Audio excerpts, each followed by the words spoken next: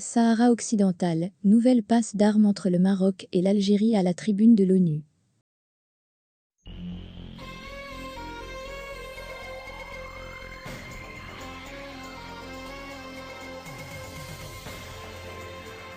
Un échange très vif par discours interposé entre les ministères des Affaires étrangères de l'Algérie et du Maroc sur la question du Sahara occidental a eu lieu, lundi 27 septembre 2021, à l'Assemblée générale des Nations unies.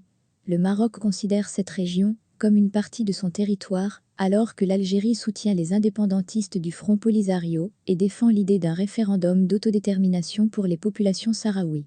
Rantan Lamamra, le chef de la diplomatie algérienne, l'a répété à la tribune, et il n'a pas mâché ses mots. Nous appelons les Nations unies à assumer leur entière responsabilité juridique à l'égard du peuple sahraoui et à lui assurer ses droits inaliénables.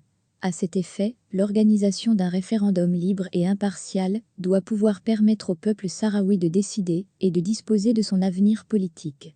Celui-ci ne peut pas continuer à subir les effets d'un État occupant qui a failli à ses responsabilités internationales à plusieurs reprises.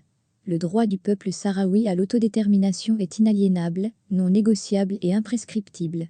Dans ce contexte, l'Algérie soutient la décision du Conseil de l'Union africaine d'organiser des négociations directes entre le Royaume marocain et la République démocratique sahraoui, afin qu'ils se partagent un siège au sein de l'Union africaine.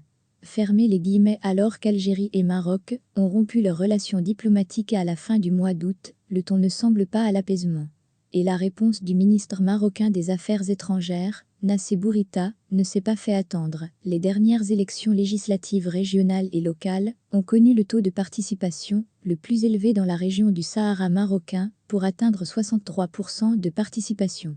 Cette participation record est la preuve que le calme règne dans cette région, ainsi que l'attachement du Sahara marocain à l'intégrité territoriale du Royaume marocain. Nous ne pourrons arriver à aucune solution sauf si l'Algérie endosse pleinement les responsabilités qui sont les siennes. Fermez les guillemets. Un regain de tension entre les deux pays, alors que l'ONU doit toujours officiellement nommer un nouvel envoyé spécial pour le Sahara occidental. Un poste laissé vacant depuis 2019, et la démission de l'Allemand Horst Köhler.